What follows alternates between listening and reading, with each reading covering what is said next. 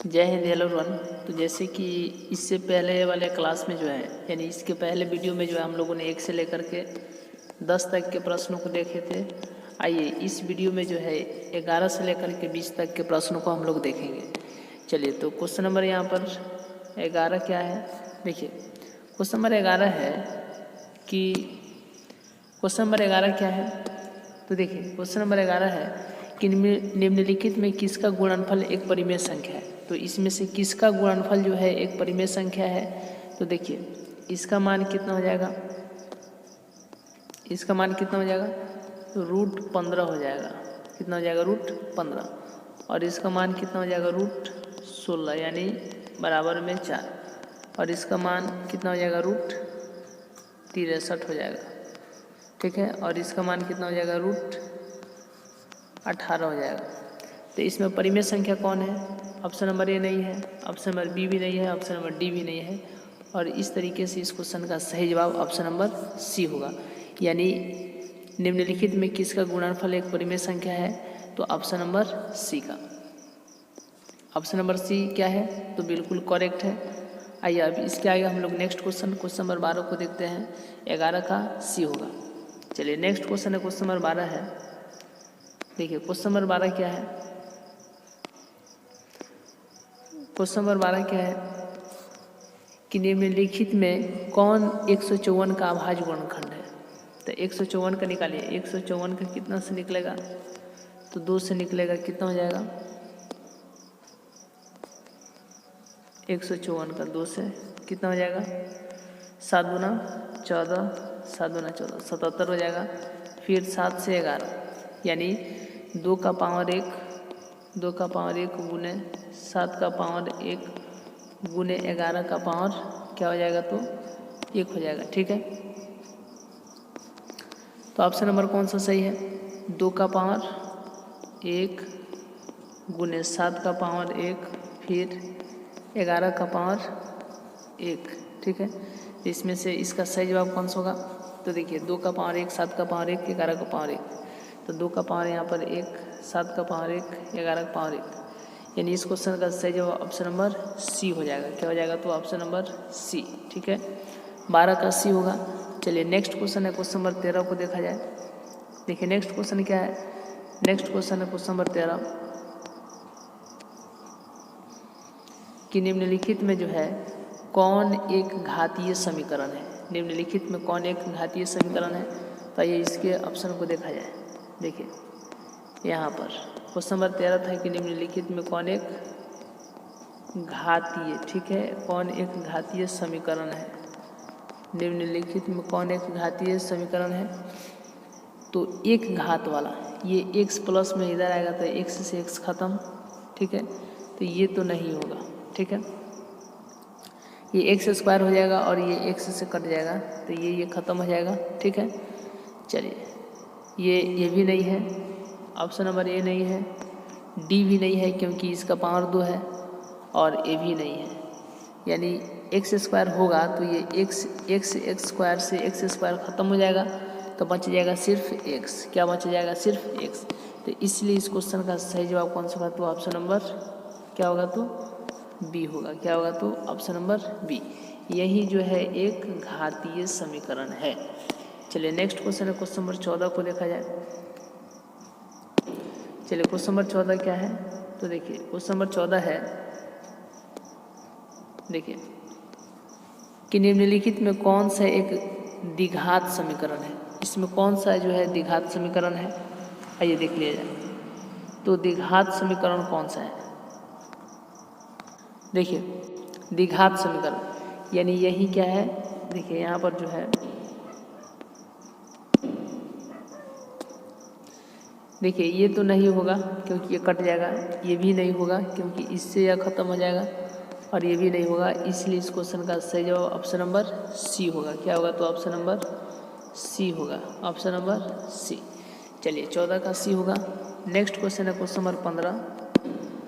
देखिए question number 15 क्या है, देखिए क्वेश्चन नंबर 15 है कि यदि समीकरण 4x² - 3 x + 1 = 0 के मूल बराबर हो तो k का मान क्या होगा। इसमें मूल बराबर बोला है, यानी जब मूल बराबर कह दिया तो देखिए इसमें जो है डी का जो मान होगा वह 0 के बराबर होगा, और डी का सूत्र होता है b² माइनस 4ac बराबर में 0। तो अब यहाँ पर b का मान कितना है, -3 का होल स्क्वायर गुने 4 गुने a का मान कितना है जी 4, फिर c का मान कितना है 1 और बराबर में 0। तो ये हो जाएगा 9 और ये हो जाएगा 4 चौका 16। ठीक है, यहाँ पर 9k² हो जाएगा। क्या हो जाएगा 9k² और माइनस कितना हो जाएगा 16, तो उधर जाएगा तो +16। अब यहाँ से k का जब मान निकाला जाएगा तो ये हो जाएगा ±16/9, तो 16 का 4 हो जाएगा और 9 का 3। तो k का जो फाइनली मान जो आ गया वो कितना आ गया, तो k का जो फाइनली मान जो है, देखिए k का फाइनली मान कितना आ गया, तो देखिए k का जो फाइनली मान जो है यहाँ पर देखिए k का जो मान आ गया कितना आ गया जी, k का मान कितना आएगा, तो k का मान आएगा कितना आएगा, देखिए k का जो मान आएगा ±, ठीक है, 4/3। ठीक है, ±4/3। तो इसलिए इस क्वेश्चन का सही जवाब कौन सा होगा, ±4/3। ऑप्शन नंबर डी होगा। कौन सा होगा, तो ऑप्शन नंबर डी होगा। देखिए option number D is correct, option number D is correct. ठीक है, ऑप्शन नंबर डी होगा। चलिए नेक्स्ट क्वेश्चन है क्वेश्चन नंबर 16। क्वेश्चन नंबर 16 क्या है, चलिए और थोड़ा इधर लाइए। देखिए क्वेश्चन नंबर 16 क्या है कि यदि किसी द्विघात बहुपद के शून्यकों का योग 2 एवं गुणनफल -15 हो तो द्विघात बहुपद क्या होगा। तो यहाँ पर अल्फा प्लस बीटा बराबर में कितना बोल दिया 2, जबकि अल्फा इंटू बीटा बराबर में -15। तो अल्फा इंटू बीटा बराबर में क्या दिया है जी, अल्फा प्लस बीटा बराबर में आपको दिया है 2 और अल्फा इंटू बीटा बराबर में कितना दिया है -15। आइए फिर से एक बार देख लिया जाए। शून्यकों का योग बोल रहा है तो अल्फा प्लस बीटा बराबर में 2, ठीक है, और शून्यकों का गुणनफल कर रहा है तो अल्फा इंटू बीटा बराबर में -15 दिया हुआ है। ठीक है, तब क्या पूछ रहा है, तब पूछ रहा है कि द्विघात बहुपद क्या होगा। तो द्विघात बहुपद क्या होगा, देखिए इसको हम लोग देख लेते हैं। इसके लिए सूत्र होता है x² minus alpha plus beta और प्लस अल्फा इंटू बीटा। ठीक है, ये सूत्र होता है। तो अब यहाँ पर जो है x² हो जाएगा माइनस अल्फा प्लस बीटा का मान 2 हो जाएगा, यहाँ पर x रहता है तो यहाँ पर आ जाएगा x और -15। तो इसका जो आंसर जो है फाइनली क्या आ गया, ये देखिए क्या आ गया x²।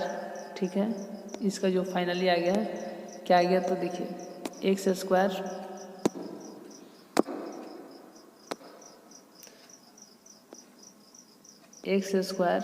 ठीक है, x² माइनस 2x -15, यह इसका आंसर हो जाएगा। तो x² माइनस 2x और यहाँ पर -15, इनमें से कौन है, तो इनमें से कौन है जी x² माइनस क्या 2x -15, x² minus 2x, x² minus 2x, यानी ऑप्शन नंबर कौन सा सही होगा, तो ये देखिए ऑप्शन नंबर कौन सा सही होगा, ये देखिए option number x² minus 2x -15, option number D is correct, option number D is correct. ठीक है, चलिए क्वेश्चन नंबर 17। क्वेश्चन नंबर 17 क्या है, क्वेश्चन नंबर 17 क्या है, तो देखिए क्वेश्चन नंबर 17 कि निम्नलिखित में कौन समांतर श्रेणी में नहीं है। तो इनके बीच का अंतर निकालिए। एक वाला को हम लोग लेते हैं, ठीक है, ये वाला में क्या है जी, तो 16 में से कितना घटेगा, 16 में से कितना घटेगा, 16 में से घटेगा 12, ठीक है, और फिर 20 में से घटेगा 16। तो 16 में से 12 घटेगा तो कितना होगा, 16 में से 12 4 हो जाएगा बराबर में, 20 में से 16 घटेगा तो 4। तो यहाँ पर भी आप देख क्या रहे हैं कि यहाँ पर भी 4 आ गया और बराबर में यहाँ पर भी क्या आ गया, तो 4 आ गया, ठीक है। तो जब इस तरीके से कंडीशन आए कि 4 बराबर में 4, तो ये तो एपी में है, ये जब एपी में है तो ऑप्शन नंबर ए नहीं होगा। आइए इसका हम लोग देखते हैं, इसका मान हो जाएगा 4 और इसका 25, ठीक है। तो यही जो है ये पहले ही बार देखिए कि 2 का स्क्वायर फिर 5 का स्क्वायर फिर 7 का स्क्वायर, तो जब स्क्वायर देता है तो एपी में क्या होता है, तो नहीं होता है, एपी में नहीं होता है। और पूछ रहा है कि कौन इसमें एपी में रही है, तो ऑप्शन नंबर बी सही है। क्या है, तो ऑप्शन नंबर बी सही है, 17 का बी। चलिए नेक्स्ट क्वेश्चन है, क्वेश्चन नंबर 18 क्या है, देखिए क्वेश्चन नंबर 18 क्या है। तो यहाँ पर क्वेश्चन नंबर 18 है, चलिए क्वेश्चन नंबर 18 क्या है, देखिए क्वेश्चन नंबर 18 है कि समांतर श्रेणी √2, √8, √18, √32 का सार्व अंतर निकालना है। तो जब इसका सार्व अंतर बोले निकालने के लिए तो क्या किया जाता है, तब क्या किया जाता है, तो देखिए क्या किया जाता है, यहाँ पर √8 में से √2 को घटाना पड़ता है। तो √8 में से √2 को घटाइएगा तो √8 को हम लोग लिख सकते हैं 2√2 और माइनस यहाँ पर 1 छुपा है, ठीक है, क्या छुपा है यहाँ पर, तो 1 छुपा है, यहाँ पर क्या छुपा है, 1। तो ये हो गया 2√2 माइनस 1√2। तो अब आप ही बताइए कि 2 को 2 रूट में से यानी 2 को √2 में से कितना चला जाएगा, 1 ठो √2 चला जाएगा तो कितना बचेगा, तो बचेगा यहाँ पर 1√2 और 1√2 को ही क्या लिख सकते हैं, सिर्फ √2 लिख सकते हैं। तो यही क्या निकल गया, यही सार्व अंतर निकल गया, ठीक है। तो सार्व अंतर बराबर कितना निकल गया, √2। सार्व अंतर बराबर कितना निकल गया, √2। तो इसीलिए √2 तो देखिए तो किस ऑप्शन में है, ऑप्शन नंबर बी। तो इसीलिए इस क्वेश्चन का सही जवाब ऑप्शन नंबर बी होगा, √2। चलिए 18 के बाद में क्वेश्चन नंबर 19 क्या है, क्वेश्चन नंबर 19 क्या है, देखिए क्वेश्चन नंबर 19 है कि यदि x + 2 3x और 4x + 1 समांतर श्रेणी में होते x का मान निकालें। तो जब समांतर श्रेणी में होगा तो ये हो जाएगा a1, ये हो जाएगा a2। देखिए ये जो है a1 है, ये जो है a1 है, ठीक है, और ये जो है a2 है और ये जो है a3 है। और जब इस तरीके से है तो a1 का मान ये हो गया, ठीक है, a1 का कौन सा मान हो गया, तो a1 का मान देखिए ये हो गया, ये वाला, ठीक है, देख पा रहे हैं, देखिए ये जो है a1 का मान है, दिखा देते हैं हम आपको, ये जो है a1 का मान है और ये जो है a2 का मान है और ये जो है a3 का मान है। तो यहाँ पर 3 ठो a1 फिर a2 और यहाँ पर a3 ये मान है। तो इसका कह रहा है कि समांतर श्रेणी में, तो जब समांतर श्रेणी में है, जब समांतर श्रेणी में है तो d1 बराबर में d2 होगा और d1 का सूत्र होता है कि a2 माइनस a1, ठीक है, a2 माइनस a1 बराबर, और d2 का सूत्र होता है a3 माइनस a2। तो यहाँ पर देखिए पहले इधर था a2, तो a2 यानी 3x में से घटाना है, क्या घटाना है, तो देखिए 3x में से घटाना है 3x, यानी 3x में से घटाना है -x -2 और बराबर कितना, तो 4x + 1 में से घटाना है 3x को। तो अब यहाँ पर 3x में से x जाएगा तो कितना हो जाएगा, 2x, क्या हो जाएगा, 2x हो जाएगा और माइनस यहाँ पर 2, 4x में से 3x जाएगा तो x और +1। तो अब देखिए ये इधर प्लस में इधर आ जाएगा तो माइनस में, तो 2x में से x घट गया तो x बच गया, और ये 1 बचा है, ये -2 इधर बराबर किधर माइनस में उधर गया तो प्लस, तो 1 + 2 कितना हो जाएगा 3। तो इसीलिए x का मान क्या आ गया, x का मान कितना आ गया जी, x का मान 3 आ गया, x का मान कितना आ गया 3। तो अब देखिए ऑप्शन नंबर इसका C सही है, क्या है, तो option number C is correct है, C सही है, 19 का C। चलिए नेक्स्ट क्वेश्चन है क्वेश्चन नंबर 20।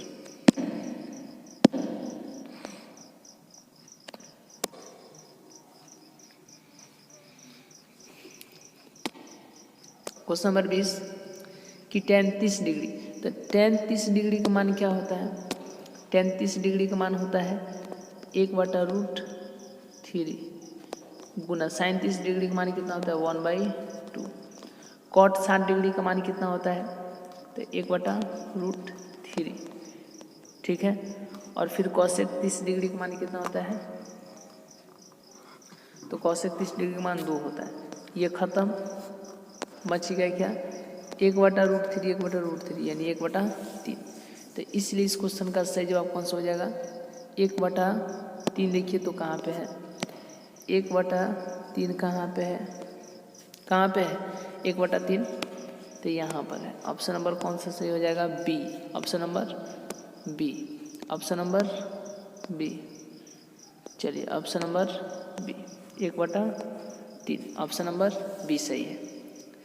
चलिए तो आज का क्लास में जो है हम लोग अभी की जो वीडियो है जो है यहाँ पर 11 से लेकर के 20 तक के प्रश्न को देखे हैं, ठीक है। आइए अब नेक्स्ट वीडियो में जो है हम लोग 21 से लेकर के 30 तक देखेंगे। तो आज का क्लास यहीं तक, आज के वीडियो यहीं तक, मिलेंगे नेक्स्ट क्लास में नेक्स्ट वीडियो में, तब तक के लिए बहुत बहुत धन्यवाद।